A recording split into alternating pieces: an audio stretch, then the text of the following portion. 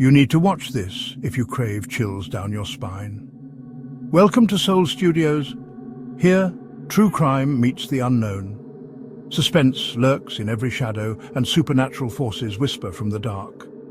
We craft chilling, edge-of-your-seat short stories inspired by the eerie, the unexplained, and the most haunting mysteries.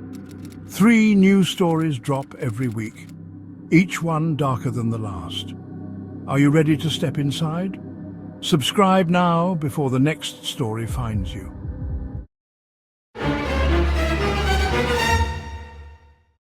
Have you ever dared your friends to test a local legend, only to discover some legends aren't meant to be disturbed? Tonight, step onto the old Hawthorne Bridge, a covered wooden structure steeped in shadowy history and whispered warnings. When 4 friends cross at midnight to debunk the story of a ghostly tollkeeper, they unknowingly awaken an evil that demands payment in blood. What begins as teenage bravado quickly spirals into a nightmare they never imagined possible, leaving them questioning reality itself. Is the tollkeeper just a ghost story, or something far darker waiting in the shadows? If you're drawn to chilling mysteries, terrifying true-style accounts, and spine-tingling supernatural encounters, you've come to the right place. Subscribe now to Soul Studios for more bone-chilling tales, because some bridges should never be crossed.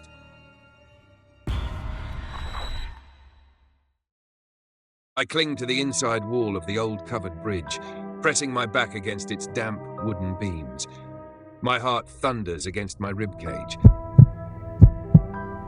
so loud it nearly drowns out the heavy silence of the midnight woods. Somewhere ahead in the darkness, I hear Mark's footfalls scuffling frantically on the wooden planks. He's screaming my name. Each panicked echo of Lucas bounces off the tunnel-like walls and disappears into the night beyond. My flashlight flickers, then goes out completely, plunging us into darkness. "Mark, I'm here," I shout, my voice trembling. I inch forward, hand trailing along the rough plank wall. The air smells of mouldy wood and something coppery, something like blood. A sudden whisper brushes past my ear, indistinct words carried by a gust of cold wind. Every muscle in my body tenses. I know we're not alone. Mark's silhouette is just visible up ahead, backlit by the pale moonlight at the far end of the bridge. I see him turn, reaching a hand toward me. His eyes are wide with terror. Then behind him, a darker shadow unfurls, tall, thin, and impossibly there. My breath catches. In that split second, I glimpse a glint of something in the figure's hand, like an old metal hook or a rusted lantern. Mark shrieks as the shadow engulfs him. His scream is cut off abruptly, replaced by a sickening thud and the scraping sound of something being dragged. "No!" I cry out, my voice cracking in desperation. I push off the wall and sprint toward where Mark stood, arms outstretched through the darkness. My pulse is in my ears, a drumbeat of fear. In the gloom, I stumble over something, Mark's shoe, and nearly fall. There's a warm splash on my cheek and lips. I taste iron. Blood. Mark's blood. My stomach lurches. Before I can scream again, a low, rasping voice rises from the darkness ahead, each word chilling and clear. "Tolls do." It whispers, dripping with malice. A shape blurs in the corner of my eye. I spin toward it, and for an instant, pale moonlight illuminates a gaunt face looming inches from mine, hollow eyes burning with hunger. I can't even cry out. Cold, rough hands clamp onto my shoulders. We never should have come here. To understand how my friends and I ended up on that cursed bridge on that awful night, I need to take you back to the beginning.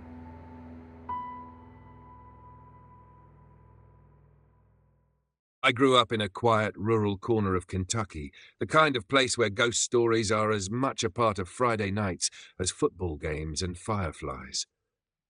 When you live in a small town with one main street and endless dark woods beyond, you make your own fun. For me and my 3 best friends, Mark, Tom, and Emily, that usually meant exploring abandoned barns, telling tall tales around bonfires, and daring each other to do stupid, reckless things just to break the monotony. We thought we were invincible back then. Out of all the local legends we laughed about, none was more infamous than the story of the old hawthorn-covered bridge on the edge of town. It was a 19th century relic, a creaking tunnel of timber spanning a narrow, sluggish creek. By day, it looked picturesque, even peaceful. But by night, especially at midnight, the stories said Hawthorne Bridge became something else entirely. Parents warned us to stay away, which only fueled our curiosity. According to legend, a ghostly tollkeeper haunts the bridge, demanding a payment in blood from anyone who crosses after midnight. Some folks claimed they'd heard disembodied footsteps or seen dark red stains on the wooden planks that vanished by morning. We all grew up hearing that if you tried to cross at the witching hour without paying up, you'd suffer until the debt was settled in blood. It sounded like nonsense. And an excellent premise for a dare. It was Mark's idea to test the legend. Mark, bold and skeptical, had a knack for turning idle talk into action. One hot August night, under a moonless sky, the four of us gathered in Tom's garage, swapping ghost stories. The summer cicadas were screaming outside, and maybe the heat or a couple of illicit beers had lowered our inhibitions. Mark grinned and said, "Let's go to Hawthorne Bridge tonight, midnight. We'll prove it's all just BS." Emily immediately shook her head. She was the cautious one. Her eyes went wide at the suggestion. "You're serious? That place gives me the creeps," she said quietly. Tom and I exchanged glances. I felt a nervous excitement twist in my gut. I'd always been curious about the old bridge myself, but hearing Mark actually propose going there after midnight made my mouth go dry. "You're not scared, are you?" Tom teased, raising an eyebrow at me and Emily. He loved to play the tough guy, especially in front of Mark. Emily straightened her back and mustered a shrug. "I'm not scared, it's just stupid," she insisted, though her voice quivered a bit. I cleared my throat. "We've all heard the stories, but come on. It's probably just raccoons in the rafters or some kids trying to scare people. Nothing's going to happen." I wanted to reassure Emily, and if I'm honest myself, Mark was already grabbing his keys, his mind set. "Exactly. Nothing's going to happen, so let's do it. Unless you'd rather chicken out," he smirked. I felt a spike of pride and fear. We were 17, hungry for adventure, and too stubborn to back down from a dare. In the end, our bravado won out over our jitters. Emily exhaled and gave a reluctant nod. "Fine, but if anything goes wrong, this is on you, Mark." He just laughed. In that moment, none of us could have imagined how tragically prophetic her words would be. By 11:30 p.m, we piled into my old Chevy pickup truck. I drove, with Mark riding shotgun and Tom and Emily squeezed in the back seat. As we left the comfort of town lights behind, an uneasy quiet fell over us. The road snaked through stretches of moonlit farmland and dense groves of trees. Our headlights carved narrow tunnels of light in the darkness. No one was laughing now. Emily fiddled nervously with the hem of her shirt. Tom cracked his knuckles. Mark tapped his foot in anticipation.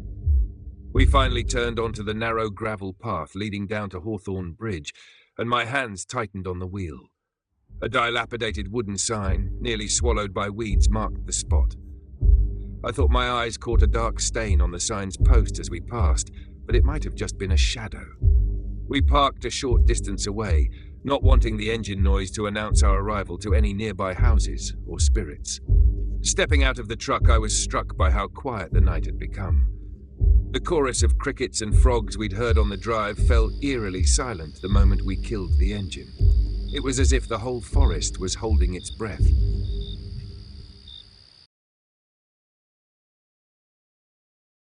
The four of us walked the last 100 yards with our flashlights off, our sneakers crunching on gravel and dead leaves. The outline of the covered bridge emerged from the darkness, a hulking silhouette of timber beams and curved trusses. The entrance stood before us like a gaping black maw, daring us to enter. I paused a few yards from the bridge, a flutter of anxiety in my chest. The air was strangely still and thick with humidity. Every inhale tasted like damp earth and moss. My instincts whispered that this was a bad idea, but pride kept me moving. Mark strode right up to the threshold and turned to face us, walking backward into the bridge with a showy flourish. "Ooh, spooky," he taunted in a ghostly wail, his voice echoing off the tunnel walls. "Tread carefully, or the tollkeeper will get you." Tom snickered, but it sounded forced. Emily hovered close to me, her flashlight beam jittering along the ground. "This is such a bad idea," she whispered. I gave her a small, reassuring nod, though my own heart was drumming. Gathering our courage and stupidity, we stepped under the covered bridge's roof, letting the darkness swallow us whole. Midnight was only minutes away as we ventured deeper into the bridge's black interior. Our footsteps on the wooden planks sounded unnaturally loud in the hush. I swept my flashlight across the crisscrossed timbers overhead, illuminating cobwebs and the faded graffiti of generations of local teens. Mark led the way, while I hung back near Emily at the rear. The air inside was cooler, with a clammy touch that raised goosebumps on my arms. With each step, the old boards creaked under our weight.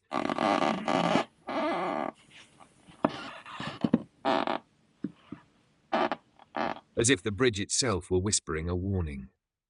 About halfway across, Mark stopped and motioned for us to switch off our lights. "All right, moment of truth," he murmured. We clicked off our flashlights. Darkness enveloped us, thick and complete. Slowly, our eyes adjusted to the faint silver glow sneaking in between the wooden slats. Far below, the creek murmured over rocks, and a lone bullfrog croaked by the bank, but even those sounds seemed muted. I checked my phone. 11:58 p.m. My throat was dry. Emily was practically holding her breath beside me. Tom stood just ahead. I could barely make out his form in the dark. Mark cleared his throat, breaking the silence. "Oh, great tollkeeper," he called out in a theatrical, mocking tone. "We've come to pay our respects."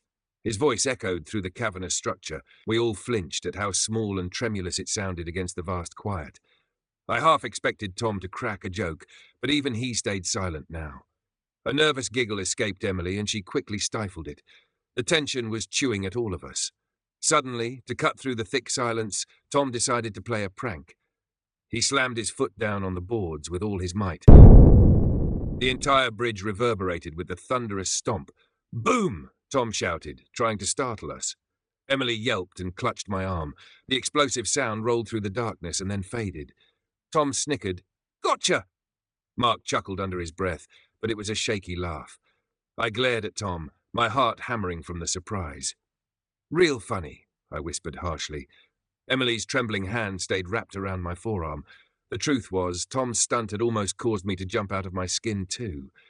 And once that echo died, the silence that rushed back in felt even deeper than before. The night beyond the bridge had gone completely still again. No frogs, no breeze, just a suffocating quiet. I swallowed hard. "This is dumb, guys," I whispered. "Maybe we should." A soft metallic noise skittered through the darkness behind us, cutting me off. We all heard it, the distinct sound of metal hitting wood, then rolling along the planks. "What the heck was that?" Tom hissed. Emily's grip on me tightened painfully. "Who's there? That's not funny," she called, voice cracking.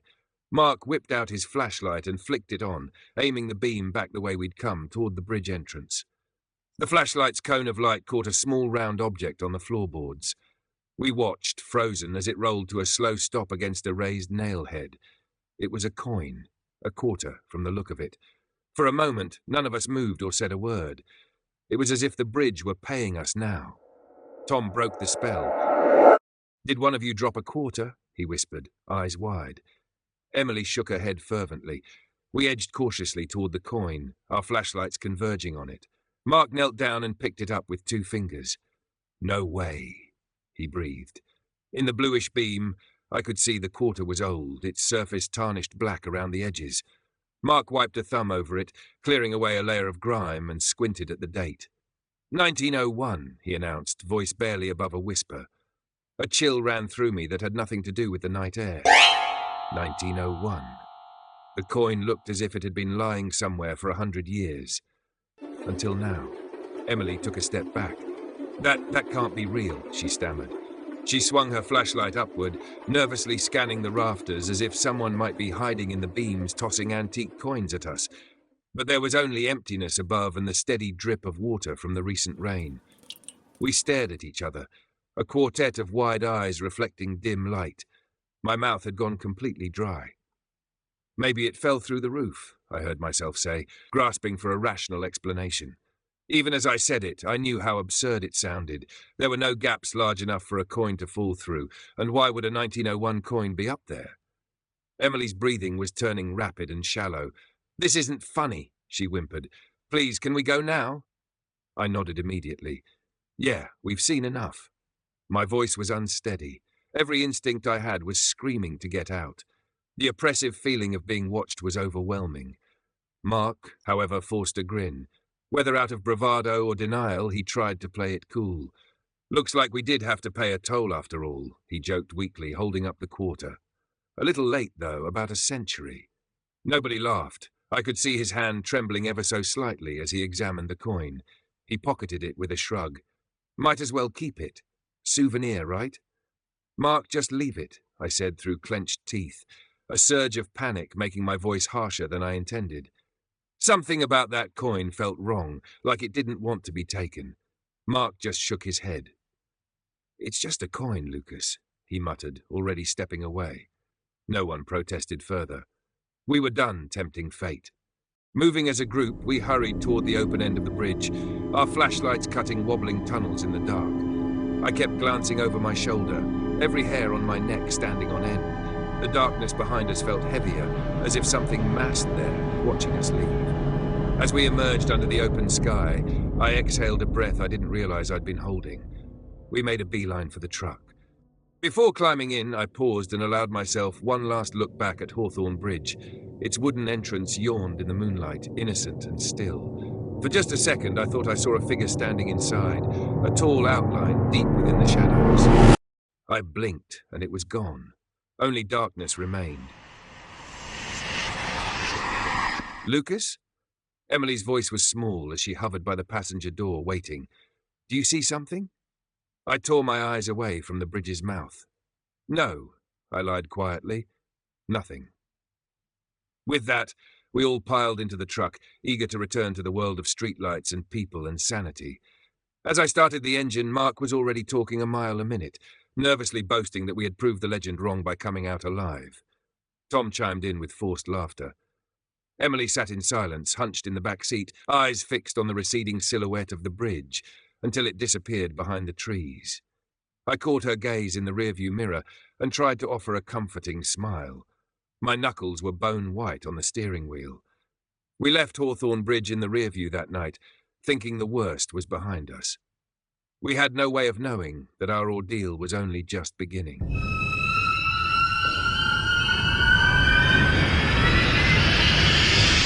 For a brief moment after we made it home, I think all of us wanted to believe life would just go back to normal. We'd survived the legendary midnight crossing of Hawthorne Bridge unscathed, hadn't we? By the next morning, Mark was even proudly showing off the 1901 quarter to his buddies, spinning a tale of how we spooked the spook. Tom laughed along with him, though a bit too loudly. Emily and I exchanged uneasy looks. We hadn't slept much.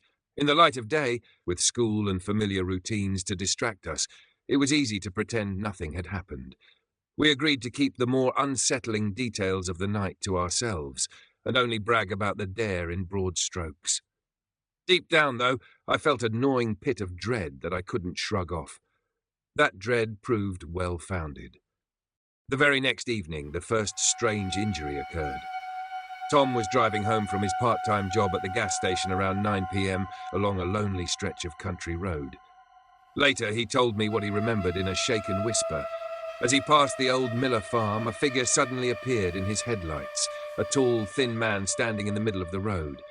Tom swerved instinctively, tires screeching on the asphalt, and lost control.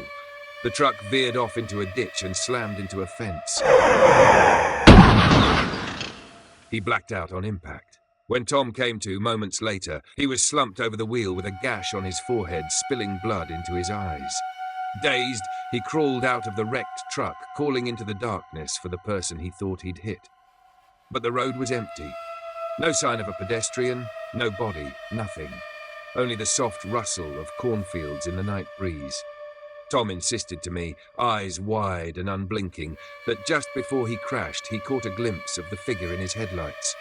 An old man in a dark coat and hat, face pale as bone. By the time the police arrived, Tom's mystery man had vanished into thin air. They chalked it up as Tom swerving to miss a deer. He wasn't cited for drinking, he hadn't been, and everyone tried to move on. But as I helped Tom pick shards of safety glass out of his jacket later, my hands wouldn't stop shaking. A tall man in a hat, standing in the road. It sounded far too familiar. 2 days later, our fragile denial was shattered completely. Mark disappeared. One moment he was here, the next, gone without a trace. It was a Friday night when it happened. Mark had been unusually quiet since Tom's accident, though he kept up a front of bravado. That evening, he was supposed to meet me and Emily at the high school football game, but he never showed. Calls and texts went unanswered. Concern gnawed at my gut. After the game, I drove to Mark's house. His parents were out of town for the weekend, and the house was dark. I'll never forget the sick feeling that gripped me when I found the back door unlocked and slightly ajar. I stepped inside, calling Mark's name, but the only answer was the creak of the door hinges. Using my phone flashlight, I followed scuff marks on the hardwood floor into the living room and felt my blood run cold. One of the side tables was knocked over, lamp shattered. Across the floorboards were smears of dark red leading toward the back porch. I followed the gruesome trail with my heart in my throat. At the open porch door, the smears turned into droplets, then nothing. It was as if someone or something had dragged Mark out into the night. My shaking hands dialed 911 before my mind even caught up. The sheriff's deputies and half the town launched a search through the woods and fields behind the house. Emily, Tom, and I huddled together in the driveway, desperate for news. They found one of Mark's sneakers in the dirt by a tree, and inexplicably, his jacket hanging on a low branch near the creek behind his property. The jacket was torn and soaked with blood. Oddly, the pockets were empty. Later I realized that the old quarter was no longer inside. But of Mark himself, there was no sign. Blood on the grass, a broken branch here or there, and then nothing. It was as if the night had swallowed him whole.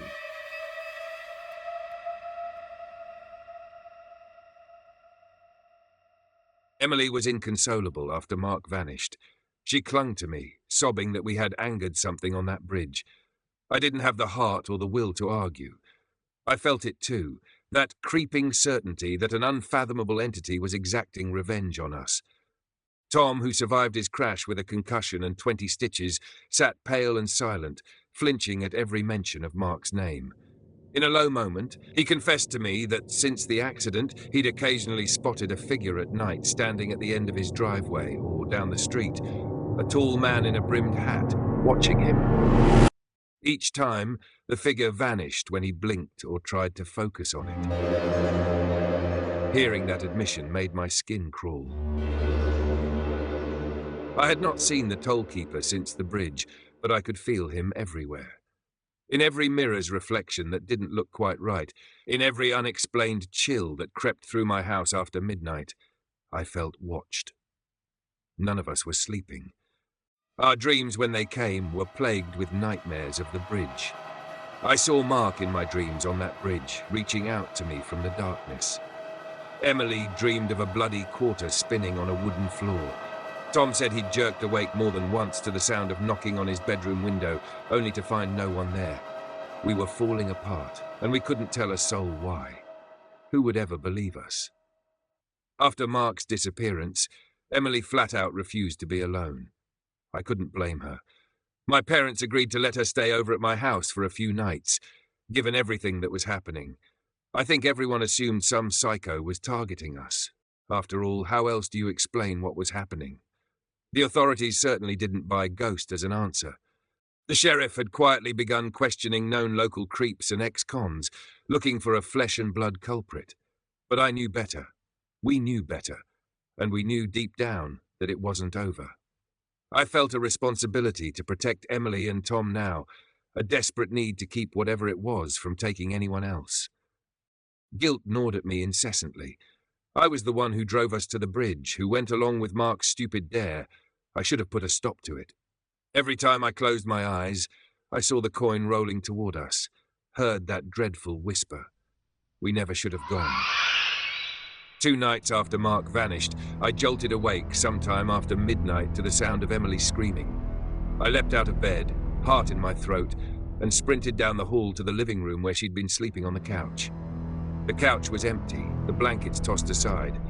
The front door was wide open, a rectangle of darkness leading out into the humid summer night.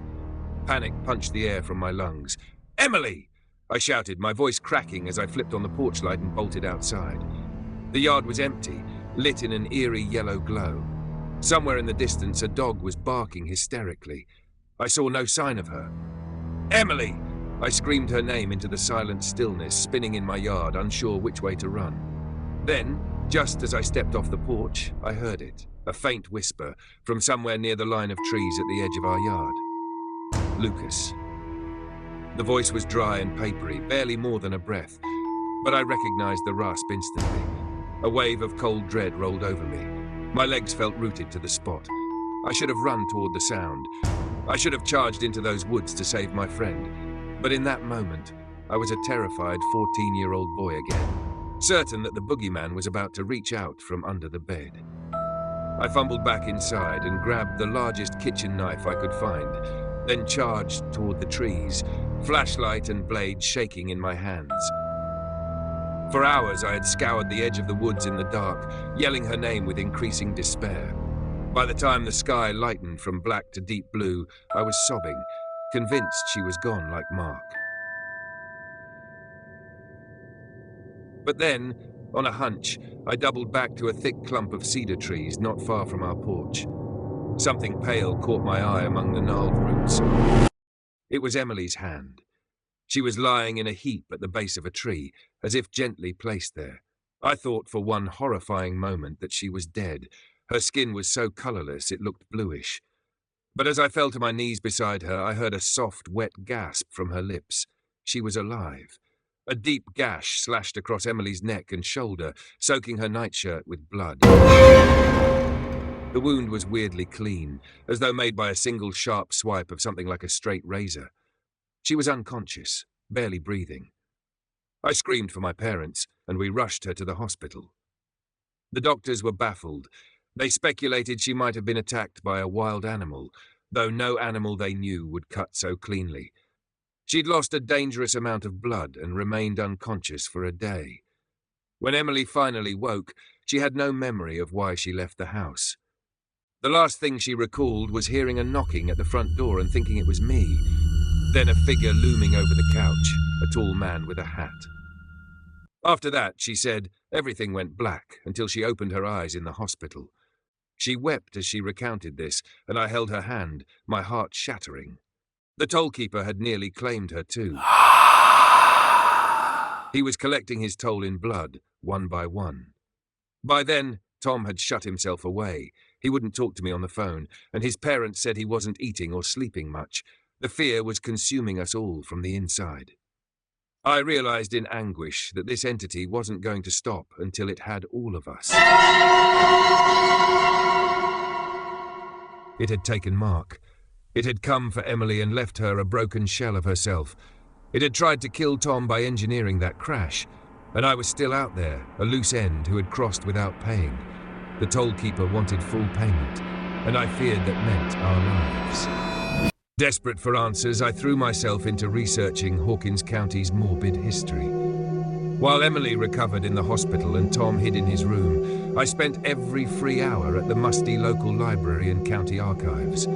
I combed through brittle newspapers, handwritten journals, and faded microfiche records, following any thread that might explain what evil we had stirred up. What I discovered made my blood run cold. The legend of the tollkeeper wasn't just small-town lore. It was rooted in horrifying truth. In an old newspaper from 1885, I found the story of the real tollkeeper, a man named Silas Dodd who manned Hawthorne Bridge back when it was a toll crossing for horse-drawn carriages. Late one night, he was murdered on the job after an apparent dispute over a toll fee. The description was grisly and eerily familiar. From the Hawkins Gazette, June 13th, 1885. Local tollkeeper Silas Dodd, 56, was discovered murdered at Hawthorne Bridge shortly after midnight. Witnesses recalled Dodd argued with two travellers who refused to pay the toll. Later that night, Dodd's body was found beneath the bridge, drained of blood, and his coin satchel was missing. A trail of blood on the bridge planks suggested he was dragged from his post. The assailants were never identified. I shuddered at the words, drained of blood. Silas Dodd had literally paid with his blood for someone else's refusal to pay a toll. The empty coin satchel, the dragging, my mind flashed to Mark's blood trail and Emily's slashed neck. The parallels were too strong to ignore. Silas Dodd died violently at the bridge, never receiving the toll he was due, and now, perhaps, he was collecting payment by other means. And the nightmare didn't end in 1885. As I dug further, I uncovered a chilling pattern of tragedies linked to Hawthorne Bridge, spaced out over decades. It seemed we were not the first foolish souls to mock the legend. May 1952, two local teenage boys dared each other to cross Hawthorne Bridge at midnight. Come morning, their bicycles were found toppled over at the bridge entrance, and the bridge planks were streaked with blood. The boys were never seen again. A search only turned up one boy's jacket snagged on a nail inside, soaked with blood, but eerily no sign of the bodies. October 1979, a newlywed couple driving home from a late movie took a shortcut over Hawthorne Bridge sometime after midnight. At dawn, a farmer found their car sitting in the middle of the bridge, engine off. The driver, the husband, was slumped over the wheel, unconscious and covered in deep scratches and cuts. He survived, but his bride was missing. The only trace of her was a crimson handprint on the inside of the car's windshield. The husband, when he recovered, claimed he saw a shadow man with a lantern in the road just before something forced their car to a stop. August 2003, a group of 4 college friends camped near the creek as part of a local dare. In the middle of the night, 2 of them staggered into the sheriff's office in town, bleeding from dozens of razor-thin lacerations. They were hysterical, rambling about an attack on the bridge at midnight. The 2 others in their party were missing. Authorities searched the area. They found the missing guy's tent torn to shreds and bloody drag marks leading from their campsite to the creek, not far from the bridge. The 2 were eventually found downstream, drowned as if something had held them under. Case after case, the reports, half official, half whispered, told the same story. Those who challenged the tollkeeper's domain after midnight paid a terrible price. Some paid with their lives, others with their sanity or blood. And always the description surfaced: a phantom figure on the bridge, a lantern's glow with no source, unexplained bloodshed, disappearances that defied logic. In the dusty back shelves of the Historical Society, I even found a fragile handwritten journal from the 1930s belonging to a local deputy. His scrawled entry about the bridge gave me chills. We all know something's wrong with that old covered bridge. Silas Dodd's ghost, or maybe worse. Nights like tonight, full moon, I patrol anywhere but there. Let the dead keep their toll. I value my blood too much to offer it up. By the time I closed the last file, dusk was gathering outside the library windows, and my hands were shaking. Hawkins County's past was soaked in blood at that bridge, and we had walked right into the same trap countless others had. No one had ever stopped it. At best, survivors escaped by the skin of their teeth, scarred and haunted forever. The tollkeeper's spirit was real, and it was still hungry. But I also sensed something else in those records, a pattern of resurgence. Decades could pass without incident, as if the entity went dormant or was sated for a time. But inevitably someone would test the legend again and stir it to life. And once awakened, it pursued all who trespassed until it collected enough blood. In some accounts, one person's horrific death seemed to spare another who had been present, like the tollkeeper took what he was owed and then went quiet again. I thought of our situation. 4 of us had crossed that night. So far, the tollkeeper had gravely harmed 3, Mark, Tom, Emily, but not me. I was the only one untouched, owed. It wasn't hard to do the grim math. I left the archives with a lump of ice in my stomach. It was clear that waiting around for our turn to come was suicide. Tom was barely hanging on by a thread of sanity. Emily was moving away as soon as she was able. And I refused to be a sitting duck. If there was even a chance I could save what remained of us, I had to confront this head-on. Terrifying as the prospect was, an idea had begun to form in my mind. In those rare accounts where someone survived, it seemed they only did so by encountering the entity directly and living to tell of it. Perhaps, I reasoned, if I presented myself willingly, if I paid the toll, it might spare me or even call off the hunt for the others. Maybe the tollkeeper wanted acknowledgement, submission. After all, we had thumbed our noses at him and walked away laughing. What if I went back and showed humility, offered recompense?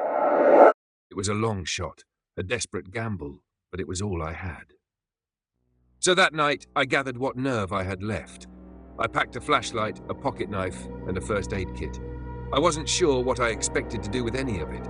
Perhaps a knife would give me a false sense of control, and bandages if I was lucky enough to need them. Before I left, I scribbled a note to my parents, a vague apology in case something happens. Tucking it in my desk, I silently prayed it wouldn't come to that. My plan was simple: return to Hawthorne Bridge at midnight, alone. Confront whatever awaited me there. It felt like marching to the gallows, yet I also felt a strange calm as I set out. If this was to be my penance, so be it. I couldn't run from it anymore. As I drove out of town toward that damned bridge, the night seemed to grow darker with each mile, like I was entering the tollkeeper's domain, where moon and stars dared not shine. I parked in the same spot as before, killed the engine, and listened to the ticking of the cooling motor. My hands were sweating. It was 11:45 p.m. With a deep, shaky breath, I stepped out into the night. Just before midnight, I stood once again at the entrance of Hawthorne Bridge. The darkness beyond the portal was absolute, as if the bridge were an open mouth leading to some netherworld. I clutched my flashlight in one hand and a small first aid kit slung over my shoulder. In my pocket was the hunting knife my dad gave me for camping, a feeble comfort, but better than nothing. The familiar dread seeped into my gut as I stared into the blackness ahead. This time, however, I was not a naive thrill-seeker. I was here with purpose. I crossed the threshold, boots echoing on the wooden planks. The moment I did, a cold gust of wind swept through the tunnel, extinguishing the summer warmth from the air. My skin prickled. The world fell deathly quiet around me. No crickets, no distant highway hum, only the sound of my own breathing. I stepped forward, one hand trailing the wall to steady myself. In a voice that quavered despite my efforts, I called out into the dark, "Silas Dodd!" My words jolted against the walls. "I know your name. I know what happened to you." I took another shaky step. "I'm sorry, we shouldn't have come here that night. We meant no disrespect." My voice sounded small and hollow in the old bridge. Nothing stirred. The darkness remained thick and unresponsive. I continued, talking into the void, my free hand raised as if placating an unseen wild animal. "You want a toll, don't you? You never got your due." My throat tightened, but I forced the words. "I'm here to pay. You took blood from my friends. Take me now and leave them alone. Take whatever you need and let this end." My plea rang out and was met with silence. I thumbed the flashlight on, a shaky beam of light cutting through swirls of dust. The bridge looked emptier than ever, just an endless gauntlet of wooden beams fading into shadow. Step by step, I advanced, flashlight held out before me and knife clutched in my sweating palm. The air felt heavier with each yard I crossed, pressing on me like invisible hands. "Please," I murmured, not even sure what I was begging for. Mercy? A quick death? At that moment, I'd take either over the waiting.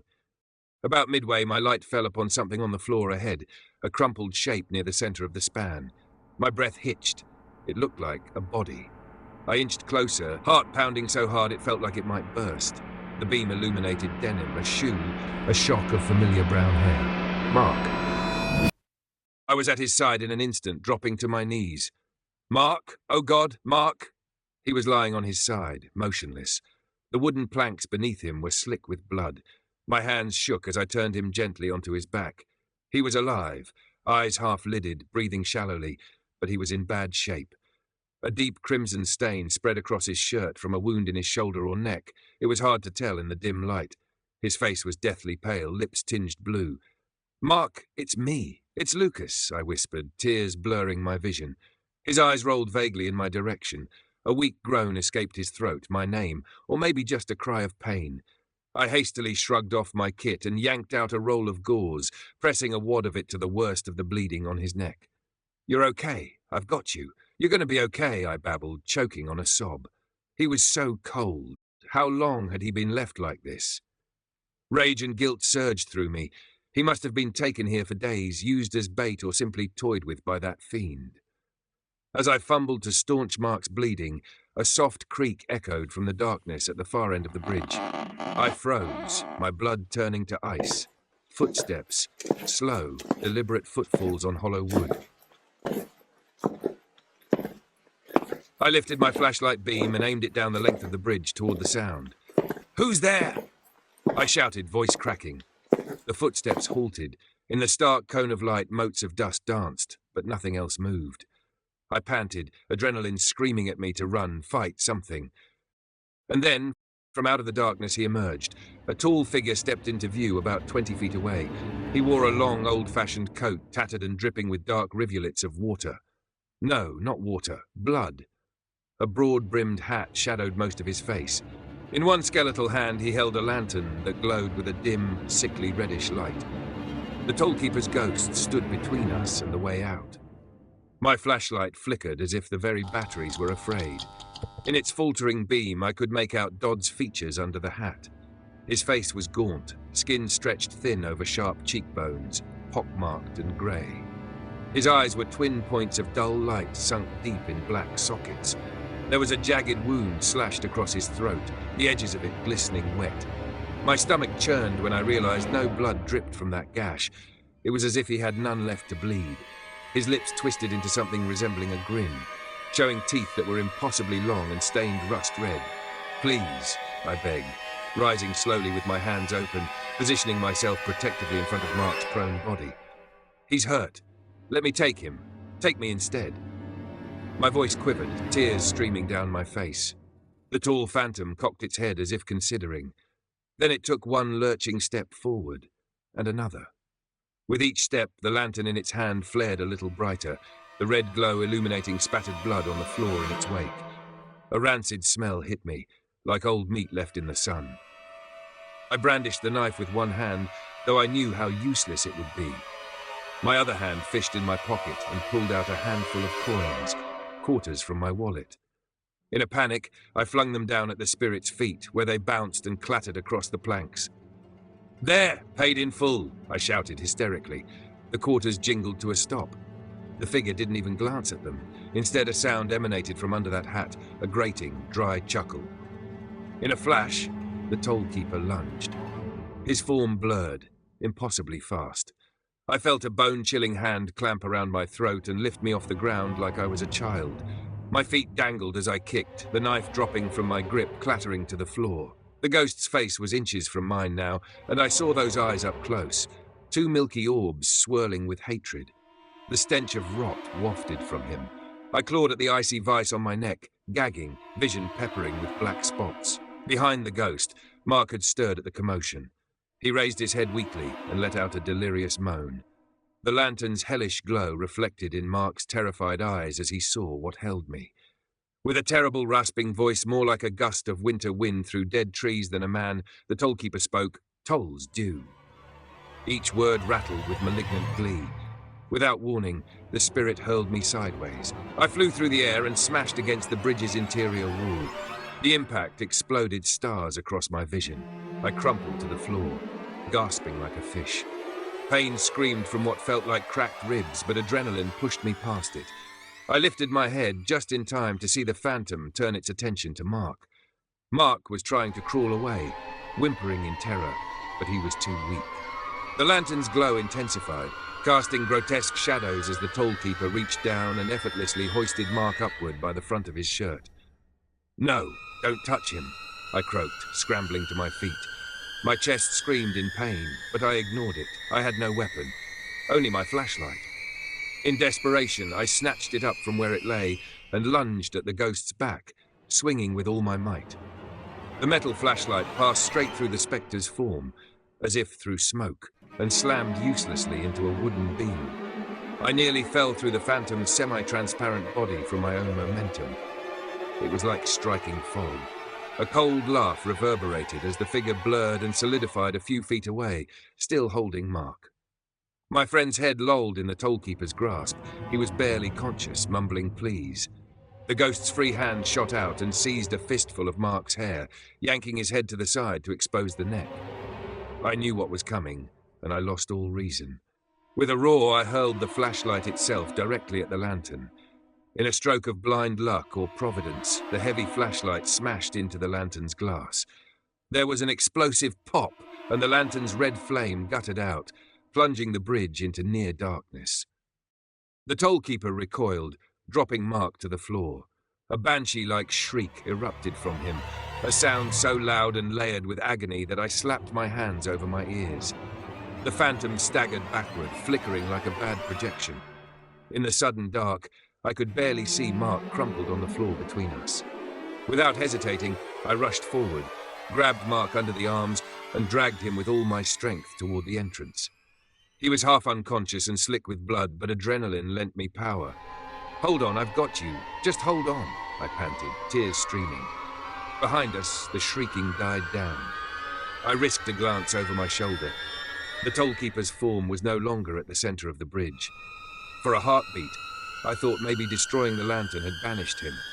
But then I caught sight of a dark shape crawling along the ceiling like a monstrous spider, eyes glowing with rage. It was coming, lantern or no lantern. The open night was maybe 15 feet ahead. I could see pale moonlight and stars, freedom so close. I half-carried, half-dragged Mark, my own ribs screaming in pain. 10 feet. 5. The exit was just beyond the next beam. I heard a dry scraping sound, long nails on wood right above us. With a burst of animal panic, I heaved Mark forward through the threshold, tumbling out into the gravel path by the bridge. In that same instant, something ice-cold and iron-strong clamped around my ankle and yanked. I was pulled violently back, my body slamming into the ground. My fingernails clawed the dirt, desperate for purchase, but I was dragged inexorably back into the bridge. I flipped onto my back and saw the tollkeeper reared up in the darkness, one skeletal hand wrapped around my leg. His hat had fallen away, revealing a bald, mottled scalp and a face contorted in fury. Wisp of something black and smoky wafted from his form. He looked weaker, less solid, but no less lethal. He opened his mouth and a slavering hiss came out. I kicked wildly with my free leg, my boot passing through his torso uselessly. The grip on my trapped ankle tightened painfully, bones threatening to snap. In sheer terror, I reached down to my belt with fumbling fingers and yanked out a flare, something I'd grabbed from the truck's roadside kit. Without thinking, I cracked it against the ground. The flare blossomed to life in a burst of blinding red light and sulphurous smoke. I thrust it toward the ghost's face. Silas Dodd's empty eyes widened in what looked like fear for the first time. The brilliant light seared the darkness. He recoiled, loosening his hold on me just enough. Kicking free, I scrambled backward out of the bridge, the flare still sputtering in my hand. The tollkeeper lingered just inside the entrance, Muzz looming in the shadows beyond the crimson glow. It seemed he could not or would not cross into the direct light. We stood barely a yard apart, me gasping and wild-eyed on the gravel, him tall and motionless just inside the dark tunnel of the bridge. His sunken eyes shifted from the flare to me and back again. An unearthly howl gurgled up from his throat, rattling the planks under my feet. I mustered the last of my courage, or foolhardiness. "It ends here!" I shouted, my voice echoing with a mania of its own. With all my might, I hurled the flare into the bridge at the phantom's feet. For a split second, the interior was lit bright as day, and Silas's form was fully revealed. Tattered 19th century coat, mud-caked boots, a face frozen in a mask of vengeful rage. Then the flare bounced and skittered off the edge, falling into the creek below with a hiss. When the light vanished, so did the figure of the tollkeeper. One moment he was there, the next, only empty darkness remained. The bridge fell silent except for my ragged breathing and the distant rush of the creek. It was over, or so I thought. I staggered to Mark, who lay unmoving where I'd pulled him out. "Mark!" I shook him, pressed 2 fingers to his neck. A pulse, faint and thready. We were both drenched in his blood. I screamed for help, my voice echoing across the empty country night. There was no one to hear. We were miles from town, and houses in these parts were few. Mark's eyes fluttered open briefly. In them I saw pain and a dawning peace. He made the slightest motion with his head, a weak no. "No, don't you give up," I begged, tears falling onto his cheeks. I lifted him in a fireman's carry. I don't even know how, as he outweighed me, but terror and love make you capable of crazy things, and stumbled toward my truck. If I could just get him to the hospital in time.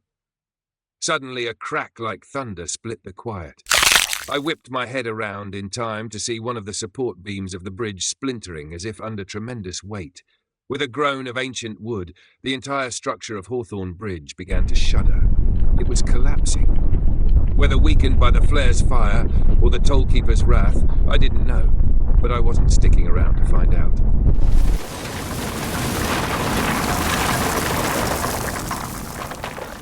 I managed to haul Mark into the bed of my pickup, and then I dove into the driver's seat and gunned the engine. In the rearview mirror, I watched in disbelief as the center of the covered bridge caved in, wooden trusses and shingles crashing down into the creek with a deafening roar. A cloud of dust and debris billowed out. The bridge that had stood for nearly 150 years gave a final, violent death rattle, and then all was still. I didn't question the miracle of that collapse, possibly scaring off or burying whatever remained of Silas Dodd. I drove like a madman to the hospital, headlights off down back roads to avoid any cops. How could I ever explain any of this? My friend's blood soaked into the truck's bedliner, and I prayed in frantic breaths the whole way. Mark was taken into surgery as soon as I arrived, screaming for help in the ER bay. I was a babbling mess, making up some story about a crazy lunatic in the woods who had held him captive. The doctors said he was barely clinging to life, his wounds horrific and far beyond what any lunatic could reasonably inflict. I wasn't allowed to see him as they worked. I sank to the floor of the waiting room, covered in blood and dirt, and cried until I thought I had no tears left. The sun was just rising when a doctor approached me, her expression grim. Mark didn't make it. Too much blood loss, too much trauma. He was gone. I walked out of that hospital in a numb haze, the morning light stinging my eyes. In my pocket, I still had one of the quarters I'd thrown at the tollkeeper, a mundane piece of change splattered with Mark's blood. In that moment, under the cold light of dawn, it felt like proof that none of this was over. The toll had been paid that night, but at what cost? The authorities spun a story to the public about a structurally unsound bridge giving way in a tragic accident. Mark's official cause of death was listed as an animal attack or possibly an assailant in the woods. We all knew it was a lie, but it was a lie we were willing to accept on paper. The covered bridge was never rebuilt. The county erected concrete barricades on either side, and it now sits abandoned, half-fallen, like a rotting ribcage over the creek. In the weeks that followed, I told the police only what I had to, that some madman had terrorized us.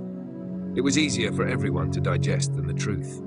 Emily, whose throat wound miraculously healed with time, moved away with her family to start fresh, far from this nightmare. Tom, he never recovered. 2 weeks after Mark's funeral, Tom's mother found him in his bedroom. He had taken his own life. Whether out of guilt, trauma, or perhaps with a final nudge from the tollkeeper's lingering influence, I'll never know. We buried him not far from Mark. I am the only one of us who survived, and the weight of that survival is a heavy, heavy toll I pay every day.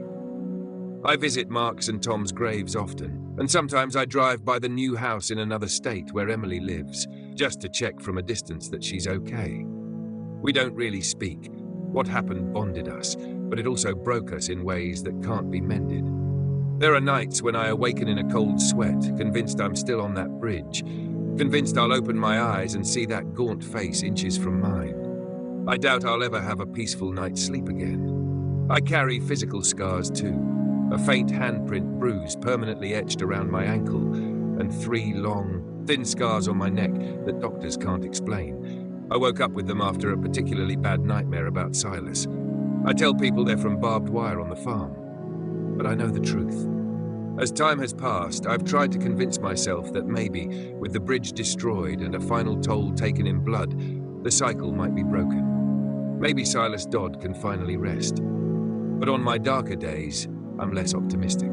The records showed the tollkeeper's malevolence spanning a century. It'll take more than some collapsed wood to end it. That presence, that evil, it's tied to the very spot, to the memory of injustice and blood. Bridge or no bridge, Hawthorne's curse endures. I haven't gone back there, and I never will. Even driving within a mile of that area is enough to make my chest tighten and my vision swim with panic. Yet, in a way, it doesn't matter how far I go. He is with me. I feel Silas in my nightmares, in the unnerving quiet moments of my day. Sometimes, when I'm alone in my house late at night, I'll hear a single floorboard creak in the hallway, or a faint on my window, and my heart nearly stops. I keep a flashlight and a bag of coins with me at all times, silly talismans that grant no real comfort. Tonight, as I finish recounting this story, I sit in my dim living room with every light in the house turned on. It's well past midnight now. Outside, a summer storm has rolled in. My nerves are shot, and I keep glancing at the clock, at the windows, at the shadows pooling in the corners of the room. Every so often, I catch myself holding my breath, straining to listen for something. It's as if telling this story might summon him, as if speaking his name and deeds is an invitation. I set down my pen just now, and the house is dead silent. The power went out about 10 minutes ago. Storm must have downed a line, so I'm recording this by candlelight. There's a particular quality to this silence that I recognize all too well, a heavy stillness that precedes disaster. My pulse quickens. I reach for my flashlight with a sweaty palm. From the darkness of my kitchen comes a sound that freezes me in place. A gentle clink of metal on wood, like a coin being flipped in a court. My breath catches. I shine my flashlight toward the kitchen doorway. On the floor, rolling slowly out of the blackness, is a single silver quarter. It spins on its edge, making a soft whirring noise, then clatters to a stop. I don't need to pick it up to know the date stamped on its face. 1901. A familiar terror grips me, but it's mixed with a grim acceptance. As I lift my eyes from that coin to the yawning dark of the next room, I see a tall, thin silhouette just at the threshold, outlined in a sudden flash of lightning. The figure tips its hat, a mockery of courtesy, and steps forward into my home. The candle nearest to me gutters out, and an all-too-familiar voice whispers from the shadows, drawing out each word in a blood-chilling rasp. Toll's due.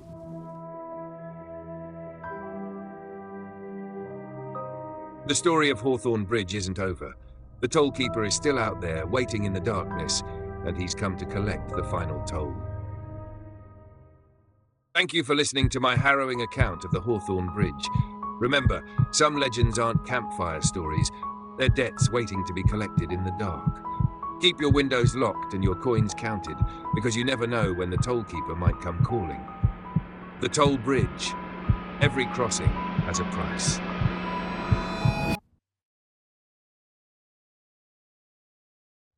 Every story has an end, but here, the mysteries never stop. Thank you for watching and being a part of this journey into the unknown. Your support keeps these stories alive, and there's plenty more waiting for you. We drop 3 new stories every week, so if you crave suspense, the unexplained, and the downright chilling, make sure you're subscribed and ready for what's next. Until then, keep your lights on, your doors locked, and remember, some stories stay with you long after they're told.